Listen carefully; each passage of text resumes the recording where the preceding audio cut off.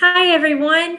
In this episode, we're going to talk about what does it mean to make words. Have you ever heard that, or your students say it, or maybe you've got some teacher information that says something about making words with your students while you're at home. So I just wanted to give you a few tips since I know you're probably saying, I'm not a teacher. What do I do? How do I make words? Just wanted to give you a few tips on how to make words and some resources that you can get and places that you can get them. So what making words is you just have a series of letters, random letters, and those letters can build on each other to make new words. So there's a secret word in here that if we used all of these letters, we would come up with that main word. But we're going to start off small, and you always want to do that when you're making words, is to start off small. So we're going to start off with the word at. And you'll notice, just like in one of our other episodes where we talked about the word families, how vowels are one color and consonants are another color. So you just want to make sure that you have two different cards. I know that you're saying, oh, those are pretty fancy and I don't have, the materials to make that. I'm going to teach you in just a little bit, show you how you can do that real easy. So our first word is at. So if I look at the rest of the letters that I have over here and I start with the P, and one side's going to be lowercase and one side's capital, my new word is pat.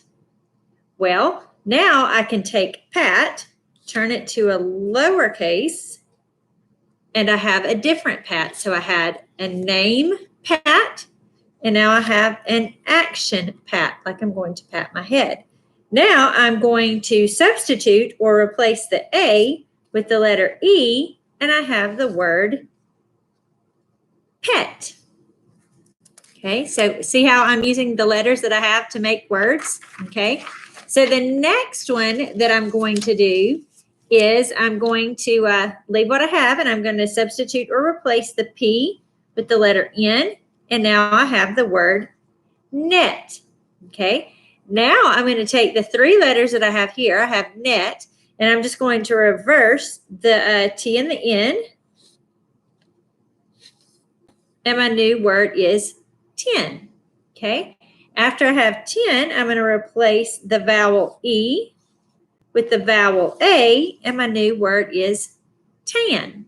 Okay, after this, I'm going to leave A and N in their place, and I'm going to move the T, and I have ant. Okay, now each time that you make a new word, have your child say that word in a sentence. For instance, I watched the ant crawl across the floor. See how that works? Every time you have a word, have your students say a sentence using that word. Okay, this time I'm going to remove the A, put the E in, add an S, and I have the word scent. Okay, now I'm going to use the same four letters. Can you see a new word that's in there before I move them? Okay, I want to swap the N and the S, and my new word is nest. So what do we need to do next? That's right, say a sentence with it. I saw a bird build a nest in the tree outside my window. Okay, so now I want to substitute or replace the N with a P, and I have the word pest. Okay, now if I substitute my vowels, what will my new word be?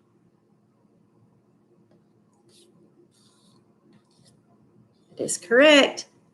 Past. Okay, now if I remove the S and replace it with one of my consonants over here, what word could I come up with?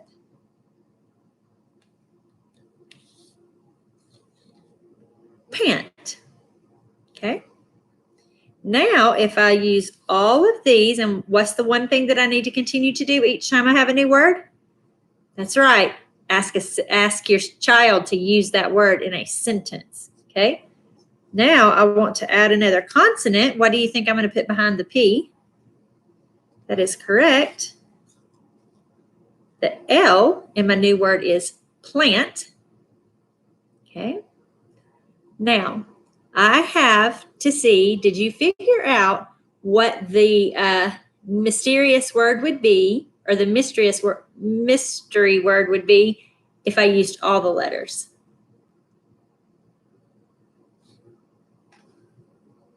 That is correct. Let's put the E, planet, and then add the S. Uh-oh. And we have planets.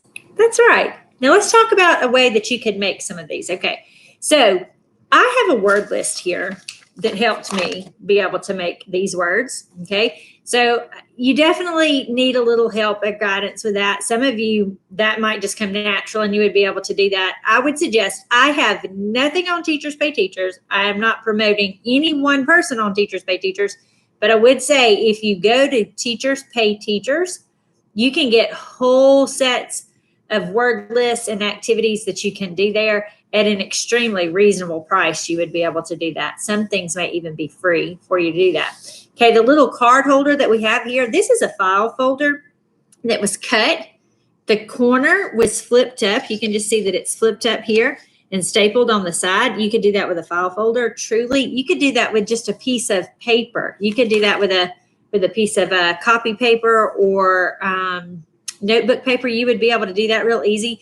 Your little cards, you could put those on index cards. You don't have to do all the work and write these. Your child can do these, write the alphabet on the cards, just cut them up in little skinny strips. Remember, one side is going to have the lowercase letter. The other side is going to have the capital letter or the uppercase letter on it. And so you want to be able to do that. Make sure, just like we talked earlier when we were doing the word families and talking about having your vowels one color and your consonants another color, use two color markers. Use two different color crayons. If you don't have crayons, you could use one B in pencil and one B in pen. Just really super easy ways to be able to do that. If you don't have index cards, you could just take sheets of notebook paper and cut them into little strips for them to be able to make these. You don't even have to have the little card holder.